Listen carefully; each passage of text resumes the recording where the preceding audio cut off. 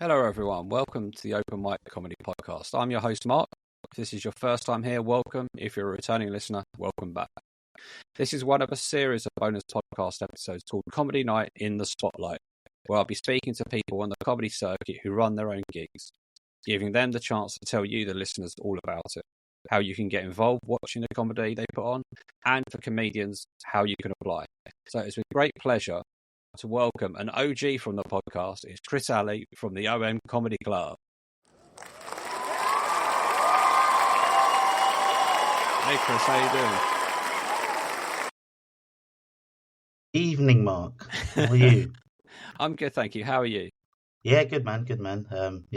Trying to pack. You asked me before. It's going terrible. I've only packed one box because I'm moving, but we'll get there. It's nice to have a little break here, and I'll get back to it. Cool. So you created the OM Comedy Club.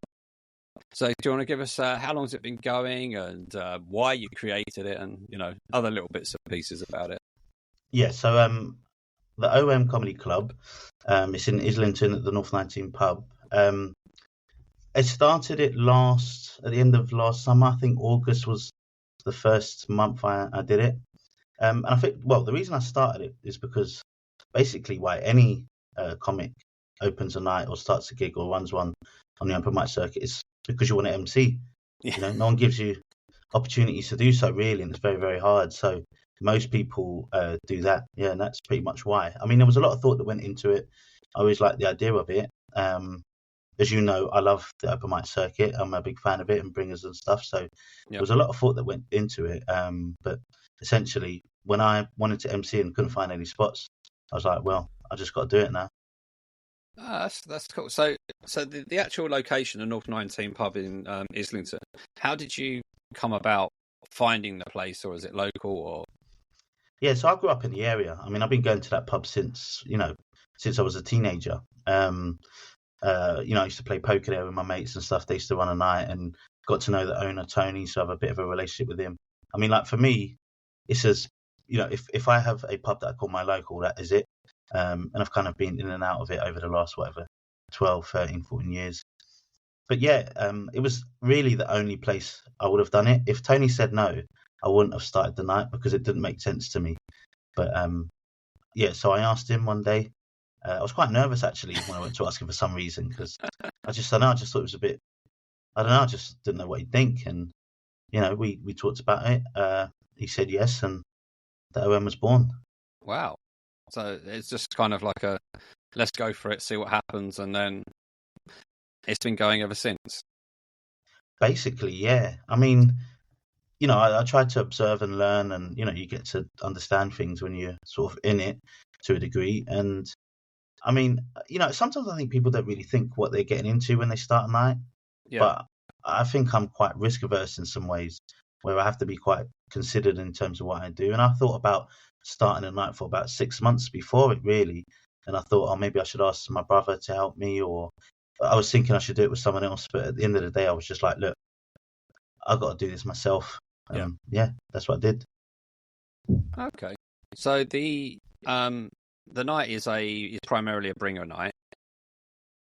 So with that, every comedian needs to bring somebody to help create the audience, and then you obviously get a natural audience coming in as well.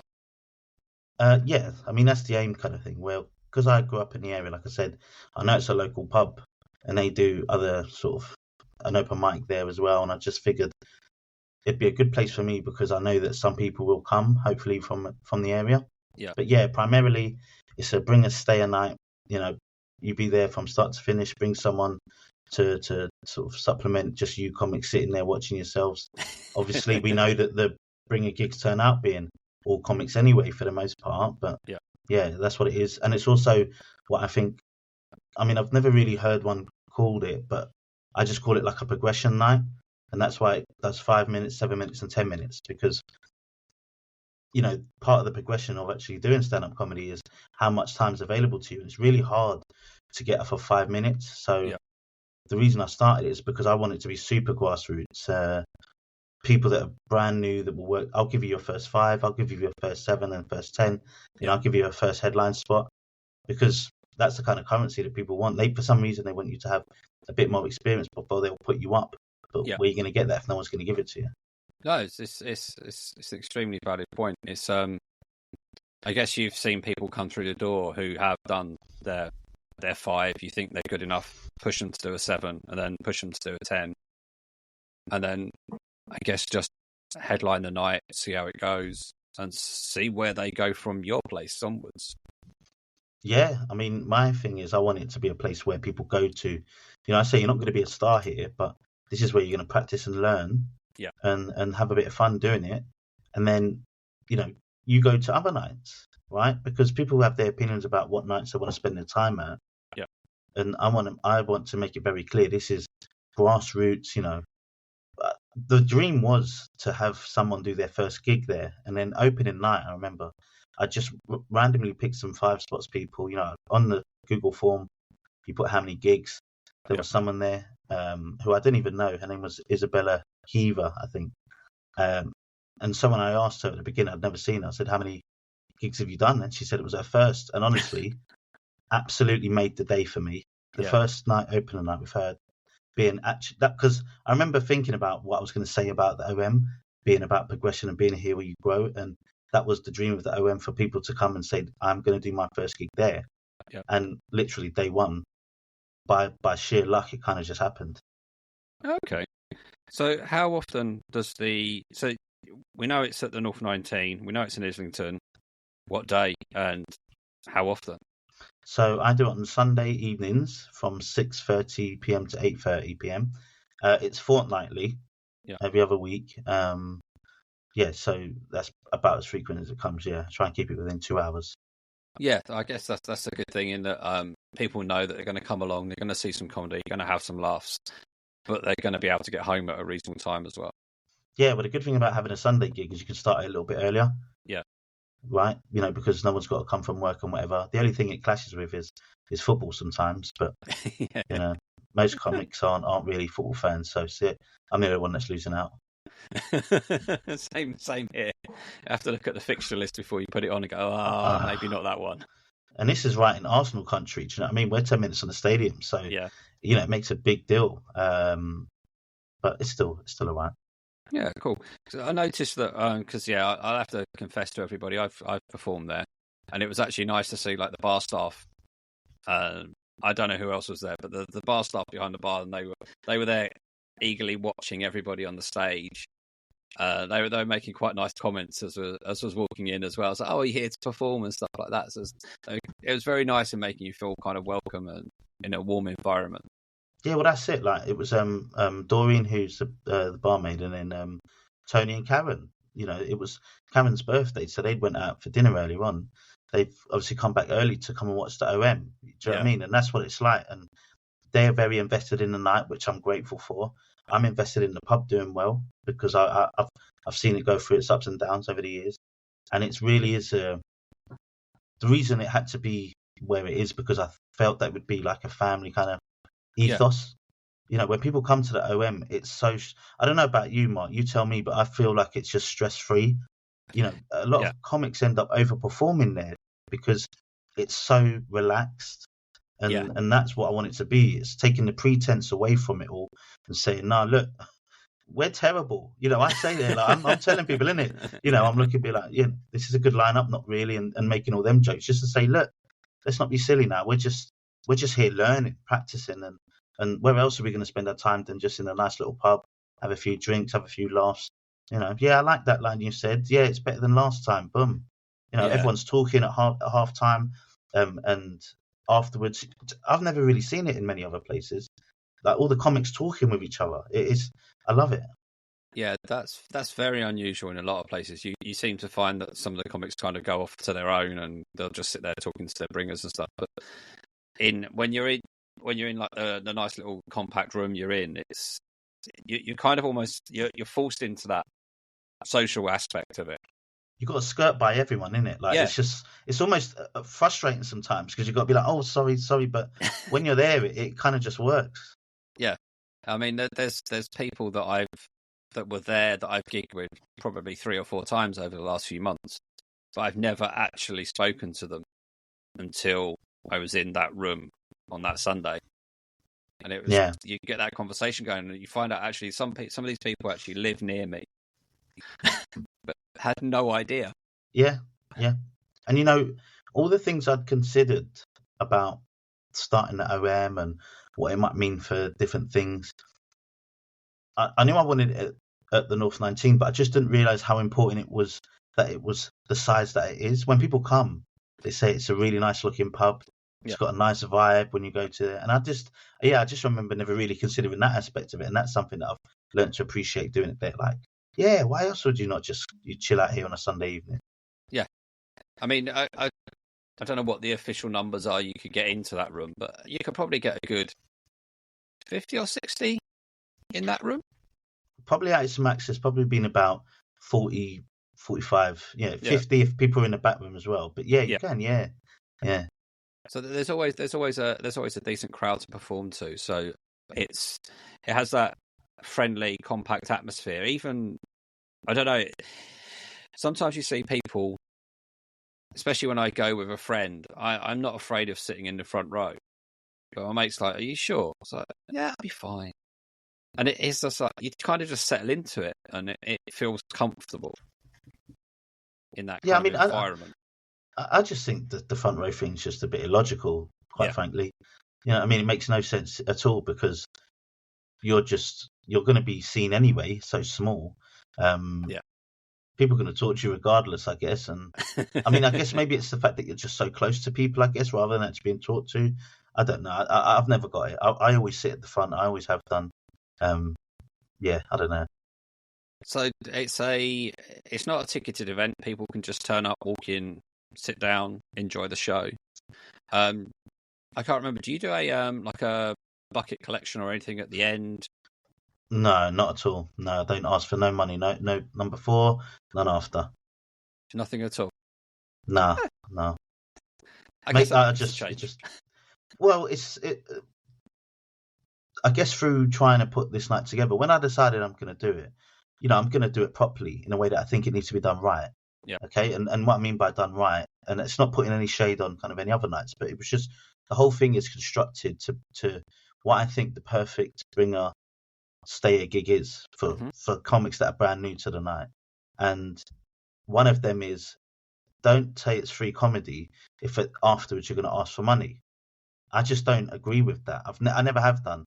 I've accepted it, but out of principle, I've just never thought it was quite reasonable. And out of all the stresses of gigging on the open mic circuit quite regularly with bringers and stuff, the financial element, it does take a strain on people's finances too. And there's a pressure when it comes to at the end of the night being like, fuck, I've got to pay sometimes. I don't know about you, Mark, but sometimes I'm like, shit, man, I don't even want to pay today. Like, it's just, this was horrible tonight. You know what I mean? And you're asking me for money. And then you're thinking, free, so I round it up to 5. And then, it just becomes a bit of an added pressure for me for something that needs to be a bit more chilled out. It comes at no cost to me. So I don't know why I would accept any cost from anyone else. Yeah, I guess that's the thing, is that if it's not costing you anything, then there's no need to ask. And I guess when you look at it in terms of, you think of it as a practice ground. If you and a few mates got together to kick a ball about over a field, you wouldn't charge each other to play on that field. No, exactly that. And someone once said to me, well, you are spending your time doing it. But then I said, but it's the time I want to spend. Yeah. My time's precious to me. I wouldn't do it unless I was willing to give the time, because I'm getting so much from putting my time and effort into it that isn't, financially, great for me, I guess, or I'm not gaining anything. Why am I charging? Is it just, it just makes no sense to me. Yeah, I completely understand your theory about it, especially if it's not costing you anything. Then I get it when you've got some people that are, they're being charged for a room, and they want to cover those costs as a minimum. That you get that. But if it's not costing you anything, then I think it's just free for all, have a laugh and stuff like that. So I know we touched on it in the original podcast, but I wasn't sure, in case other people weren't aware, about how people actually apply to be on here and how you kind of put those feelers out to people. So for the OM, I do a Google form. I think different nights do different things. Yeah. It's probably 2-3 main ways that people put out for their nights. It's just a direct email address, Google form. Some do it by like DM on Instagram, and then there's a few other different things. But I would say email and Google form are probably the two most. Yeah. Probably Google form's the best, I think, because it's just a bit more organized.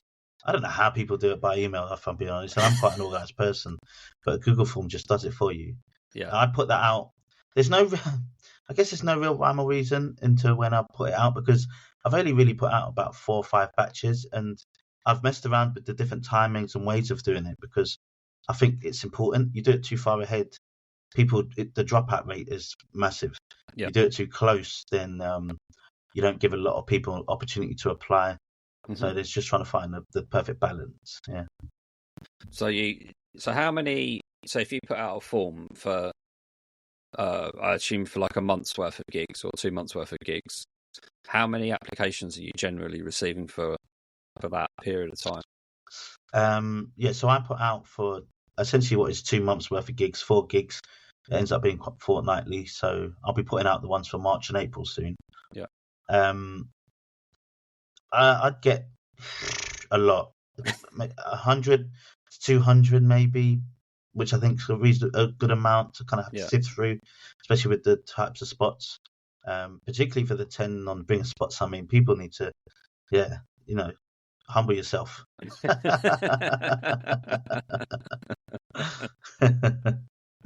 So it's so you mentioned there's 10 non-bringer spots, but then there's also the majority of them are 5s and occasional 7s.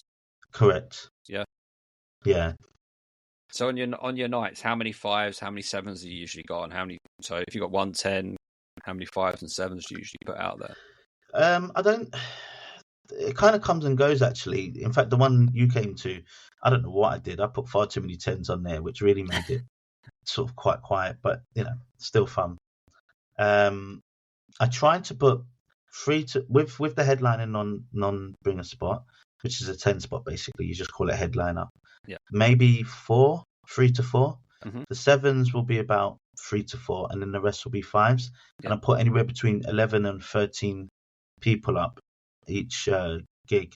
I actually do it by minutes. So I try to get somewhere between 95 minutes of comedy, somewhere around that to 100 minutes of comedy, because then add that with the break and then my bullshit in between.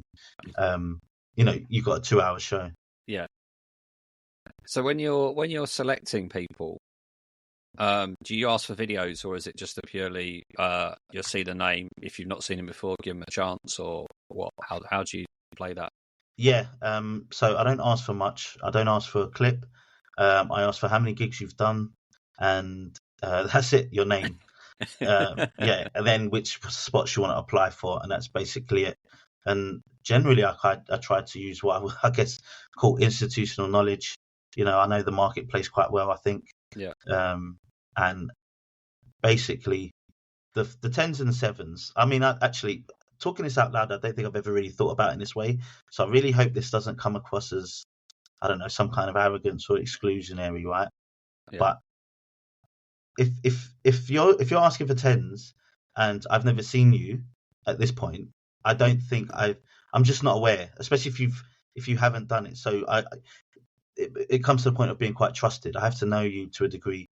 I do throw in a couple of people if it seems like they're more experienced, because then I actually ask for their Instagram, so I'll look at their Instagram page and stuff, and just see if there's someone that's been there, and I'm like, okay, I'm not sure who they are. They've done the max threshold, which is 75 plus gigs for me. All right, let me have a look at their stuff, and then I've thrown in a couple that way, which I've met new, but that's probably more the most scrutiny I give to it. The 7s are generally people I know that do 5s, and I actually use 7s as weird ones, because I actually usually tell people, all right, apply for my 147 because you need more minutes. Yeah. And then with 5s, that is a absolute free for all. What I do is whenever I meet people at gigs that are super early, it's really weird. They're like, I always ask them. People that do more gigs, I don't know about you, Mark, you hope that people start asking you. You know what I mean? And I go right past the people that I think are experienced, that don't really need it, and I'll go straight to the person that's done 5 gigs and say, I really want you at the OM, and I'll usually put them up as 5s as well. Yeah. Oh, that's cool. So have you had any famous people or anybody's crossed your stage yet, or anybody you think maybe not famous yet, but they have the scope? You can see there's a future for them, and they're going to go off. Well, yeah, I've never had anyone famous. That's for sure.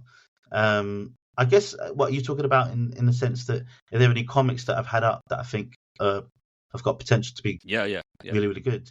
Yeah, I mean the first few headliners I had Louis McClean. I've had him twice. Who, I mean, I don't think enough comics are not talking about him. He's probably get a complex because he's probably going to be hot shit. But he knows I love him. But he is, like if you look at someone that's going to be the one, like he looks as close to anyone because of just his stuff just seems to be really, really good. Yeah. I had Mark Flynn, who is another guy that's going to be, I don't know, he could be a club comic for years. Yeah. I was really proud to have Chantel Nash, who, fuck me, she's going to be on TV before we know it. You know what I mean? She's superb. She's so class and the loveliest person. When Chantel came, I was like, I'm glad I got her early, boy. I was chuffed to bits, man. I was like, yes, we got her right before she's about to go pop, and really, really happy to have her. And she was great. I mean, you ever meet Chantel, man? She's just the loveliest, like. No, I haven't met her, but there is one guy I've got a very big soft spot for that I know you've seen is Hasan. I had Hasan. Oh God, I'm so sorry, Hasan. My Habibi. Sorry, he's exactly. I had him the one before you came, and God, yeah, of course, the guy's going to be phenomenal. So yeah, it's so nice to actually have people that have come out, and Hasan was really nice actually because he found it out. Do you know what I'm saying? Like I've never met Hasan before. Yeah. He found out it was a good night. He applied. Like a regular person. And these people that are like him, who is as good as him, are generally just, it's like they're gifted spots and they don't have to do much for it. This guy, super cool, super humble. Because I've had people that aren't even as good as him message me to put them on, right? Because people message me to put them on rather than apply because I guess, I don't know, but he didn't do that. The big time me. And he's a great comic as well. Oh yeah, he's yeah. Every time I've seen clips and I've seen him perform, I'm just like, there's something there. There's just something there, and it's not going to be long before more and more people are going to be seeing it. Yeah, you get envious, didn't you? Like, some people just got it, right? I've got to work hard to. How do you do it? How do you get that timing right and that? I don't know.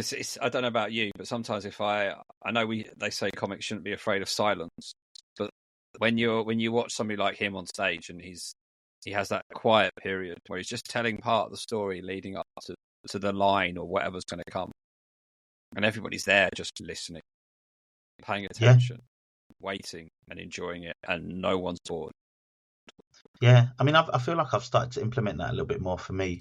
But that only works when you've got punchlines that can hold it. Oh, yeah. You know what I mean? And Hasan does for sure. Yeah, definitely. So you've had some pretty, you said some decent names on the stage and stuff. So what's some of the funniest moments that you've seen at the OM? Maybe they're not actually. Maybe it's somebody just falling over and just having a laugh. I don't know. But yeah, I mean, I enjoy every single one. There's a couple of ones actually because I think it was the second or third OM I did, and I had someone called Beth Franklin, and I don't know what. This is still me early MCing. She did this joke about she's got this bit about men killing spiders or something, being scared of it, and so like between every person, I tried to make a comment or a joke about what they've just said. So somehow I don't even know what I'm saying, but I ended up going through this sort of string of words and then I'm saying, "Oh, you're really pretty." Oh, and then the thing is, right, sitting in front of her, right in front of me, was my girlfriend. And then so I bring the next act on, and then I come back on stage, and then I just said, "Oh, I've got to say something." we're new comics, we're just trying new stuff. I think the person before had acknowledged they were doing new material, and then I said, we sometimes I don't even know what I'm saying. Like, the joke before I said, "Ref is really pretty," and my girlfriend's sitting right in front of me, and the whole room just exploded, and it kind of was just a good laugh. But I honestly, I was mortified, absolutely mortified. It's brutal, brutal, brutal, brutal. Yeah. What about I hate asking this question, but it's got to be asked. You asked one of the funniest moments. What's one of the worst? One of Without the naming worst. names. Yeah. Yeah, I can't even remember this guy's name, right? But for me, it was actually this. I don't even know who this guy was. Absolute fucking nutcase. We were having him up. It was his first gig. He's not his first gig. He was very early on or something, but he was coming and he was kind of like jittery and shit. And he was messaging me. He was a bit of a weird guy, young kid. I think he was from up north, maybe Newcastle or something. And as the show's going on, he's just yelling at the back, like heckling and stuff. And he's just been an absolute arsehole, basically. And I'm telling him to chill out and whatever. He's still kind of nice, though. He was quite, engaging. He's like, I'm sorry, man, I'm good. I know, long story short, he comes up and he fucking talks for 9 minutes. And he had a 5 spot and just been absolute nonsense. He's obviously been taking coke in the toilet as well. And he'd been drinking. Like, the guy was an absolute mess, right? It's just, I don't know. It's just, it ended up being funny because we had him and then we had this guy called Adam Wallace and some other person 3 in a row. Yeah. Right. And, Adam Wallace, I absolutely love. I don't know if you've ever seen him. No. He doesn't gig a lot. The guy, he's a genius to me. Right. He sits in the back of the room. Yeah. And then as the comments are going up, he just writes one-liners and jokes for all the comics. And then he goes up and that's always his 5 minutes. Okay. And it is, honestly, it's pure class. If you at Bloody on Instagram, honestly, mate, you'd love him. Actually, I think you'd love him. I might try and get him on for one and put you both on the same because it's hilarious. And he just goes for it hard. So I had him, this guy who was an absolute nutcase, and some other lunatic as well, 3 in a row. And then, so it was just a nightmare. I don't know what I had done because I think about the construction of my lineup. And then afterwards, I was just like, what the hell did I just do? Because two of them I didn't know, and I knew Adam Wallace. Yeah. And it was just bad luck that all 3 of the weirdest guys of all time just went all at once. And then, because it made the night really weird.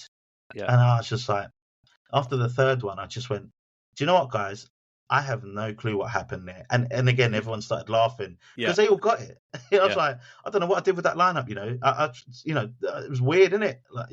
But it was bad, but I don't know. I just seem to, I don't know. I've gotten over being too upset or say there's anything bad. Every night's different. It is what it is.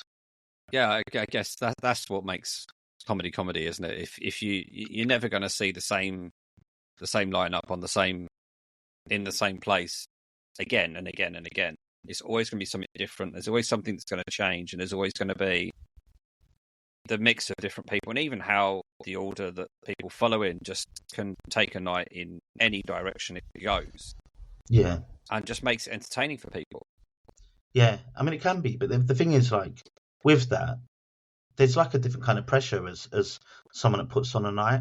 I mean, I don't know if you know many people that puts on nights, and now that I have, I talk to a lot more. Yeah. And when I go to them nights, or when I go to other people's nights, I'm always quite attentive to how they're feeling, because a lot of people get really into it, and I used to too. I remember the first 2 or 3 gigs were just so intense for me that I had to just start telling myself that I had to relax, because I can't. It was too much. The whole weight of the show is on your shoulders, and you're thinking about the lineups. If it's not going too well, if someone performs badly, you feel guilty because you feel like you haven't given them the right platform to get a laugh. Yeah. And I think that pressure can get to you when you're someone that puts on these nights. So I had to just, nights like that, I had to learn. I can't even be like upset that it happened, because some people found it funny, and and I start realizing I just got to just do what I do, and then what happens on each night happens, and then I'll come back in 2 weeks' time. Yeah, I guess that's the thing is So if you've got like I guess there's no contracts in place, but you've got a long-term relationship that you can't see breaking for a while with the North 19. I mean, I hope not. It is literally just, we've not signed anything. I asked him and he said yes. And then, it was, that's it. It's just I guess a handshake agreement. Yeah. Oh, that's cool. But it's good to hear sort of like even more planning at the moment. So you're looking at March and April now coming up, was it? So yeah, it's heading well into the year and giving people more of a breeding ground and a practice playground in effect to see how they get on. Yeah, I hope so. I mean, the word's been getting out. A lot of people have been telling me that they heard about the OM. People message me all the time about how to get spots and stuff. So yeah, it's quite quickly, I think, word has spread around the little community we're in, which has been really flattering, to say the least. At points I've thought about, I need to make this bigger now. I need to do something else. But actually, the OM is the OM. I was thinking about, I need to do some marketing. And actually, I want to keep it quite shit. The posters on Instagram are crap. I've designed them. I know they're shit because my closest friends have told me that. I don't put clips out. I don't really do much. I want to keep it that way. I guess, I'm just happy keeping it pretty chill. No, it's cool. I don't know how you could describe it, but I try to look at certain nights that I go to that makes them stand out from other nights. So what gives like a G&B something different to a slap and giggle, to different to a your friend of mine, and all of those, and you see them, and each night I guess kind of has its own personality in a strange kind of way. And I don't know, I think the welcoming aspect and the friendliness of the OM makes it be what it is. Makes people want to come because they're coming. Yeah, I mean, one of the important factors had to be somewhere where comics liked. Do you know what I mean? Because you want people that are decent coming to your gig, so then people in the local area come. To a degree, and I know that it's weird. It's kind of that saying that's in contrast to what I've been saying about I'll put anyone up, but that's where you balance the lineups. You make sure that you get people there that are new and less experienced, and people understand that, and then hopefully get people that can carry their own and have a good time. And like I said, people generally overperform at the OM as well because of what it is. I like to think I do a pretty okay job at MCing the way that I do it. I've got a lot of good feedback on it, which has been lovely. I think it sets the tone. And I don't take myself too seriously, and I think that that's what it's about. And I'm willing to take risks up there and just talking, and it just allows people to just relax and say, you can throw out some silliness out there because that's the point. We're just figuring it out. Yeah, no, I think your MC style is it's very much you. I don't know if that's a good thing or bad thing. That's a good thing. It's the nice, relaxed, friendly,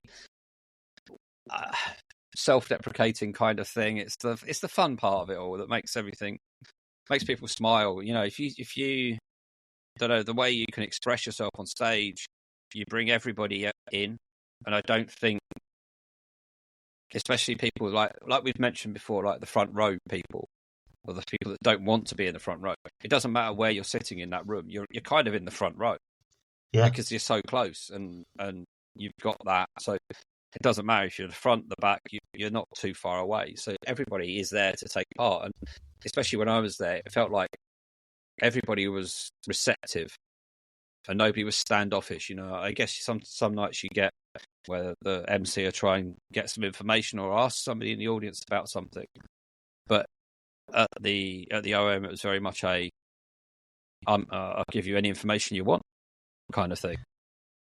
Yeah, I mean, yeah, I just thought like the people I like to see are just people that just talk up there.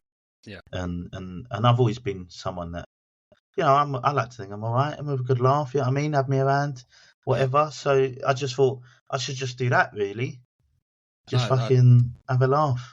Yeah, I think you've got it nailed down. I do think the like you say with the no bucket at the end. I think it makes something stand out as being very different to what's on the plates of other open mic nights as well.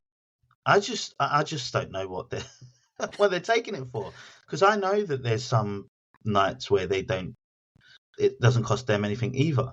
Yeah, but it's just one of those habits. I feel like it's a bad habit, you know. Like, I don't know. There are some nights that need it. Don't get me wrong, but I know that there are some that don't, and they just need to just not. I don't know. Maybe I'm speaking from a privileged position because mine is free, but that's why I wouldn't have done it anywhere else. Because I was going to say to him, this can't be financially anything for any of us because I ain't got it. Like, and I'm not going to ask them for it either. And I guess they know that they're going to get 20 to 30, maybe 40 on a night, come in and buy a couple of drinks, and it's going to fill their quiet Sunday night. Yeah, that's basically what it is. You know, they say they offered me the days that I want to do. They said obviously not Friday or Saturday. Yeah. I said I'd like it on the weekend. They said Sunday, and to be honest, Sunday was the best day for it. I'm so happy it's a Sunday. Out of any other day of the week, Sunday's the best. Yeah, no, I do agree with that. It's because it just feels a little bit less rushed, and like you say, there's less people coming back from work, and that they're actually coming out to enjoy themselves rather than the I'll pop here on the way home kind of thing. It's got that friendly atmosphere, I think. Well, it's interesting as well, because I used to think I was quite against places where there was too much light. You know, I used to think going to some of these nights, I'd say, one of the things that this night doesn't do too well is because everyone can see each other. The lights are on. Yeah. But the OM has all the lights on. Yeah. You know, everyone can see everyone. Yeah. And it makes sense. Yeah. No, I think you're right. I think you've got a cracker there, and long may it continue. And I appreciate that. I'll get on there at some point again. I'll do a better performance than I did last time. Don't be too harsh on yourself. I know you felt bad about that one, didn't you? I did. I went in with the mistake of I went in with deciding to go back to an original set that I hadn't practiced for about 2 months. I thought, it'll just come back to me. And then as I'm doing it, I'm remembering, you've forgotten this bit, you've forgotten this bit. And I'm too far down the line. It was just like, no. And then I end up using too many words, and I accept it goes wrong, and it's like, whatever. Okay, that's fine. That's the practice ground. You wanted it to be a special one because I was there, didn't you? It was the OM. Well, look, we'll get you in one in March and April for sure. You can come and redeem yourself. Because I know you got it in you. No, but it's thank you for saying that. I really appreciate you saying that, because you know, it's somehow become quite a big part of what I do now. Obviously, it's fucking every 2 weeks, which is a bit relentless. But yeah, I'm loving it. I guess that's kind of the limit in time wise. You probably wouldn't want to go more than that. No, I don't even know. I physically couldn't. No. Cool. All right then. I think we'll call that a pod now. I think that's a fairly decent episode for the OM to showcase its skills to the outside world. And I guess if you just let us know what all the links are again, and your Instagrams, etc., and I'll add them to the description so that people can follow and get in touch and apply for multiple spots, etc. Yeah, well, I guess on Instagram the OM is at the OM Comedy Club, or my one is at Chris_J_Annie. Find them both on Instagram. Like, follow, all of that good stuff. And obviously I've got my vlog, My Comedy Journey, on YouTube. So like and subscribe. You should get some more of the OM on that on the vlog, I think. Yeah, I do think about it sometimes, but it's hard the way I try to want to associate myself with the OM. It's a bit of a conflict in my mind with some of that stuff. But I've done one, but maybe I'll do a few more. Yeah, I think you should. I think it brings everything together. But who am I to say? It's your stuff. But I think it's good. You've got a crack. No, it's valid. It's valid. Cool. Just to let everyone else know, you can find us as the Open Mic Comedy Pod on Instagram at Open Mic Comedy Pod. We're all the W's at openmiccomedypod.com. If you can review this podcast on any of the providers you use, it does help boost the amount of people that can see it. We are growing at quite a decent rate at the moment, so any shares are much appreciated, especially with people that you find it interesting that are going to want to keep coming back. So I'll say this. Thank you very much, Chris. Thank you, Mark, man. It's been great. And thank you all for listening. And until next time, keep being funny.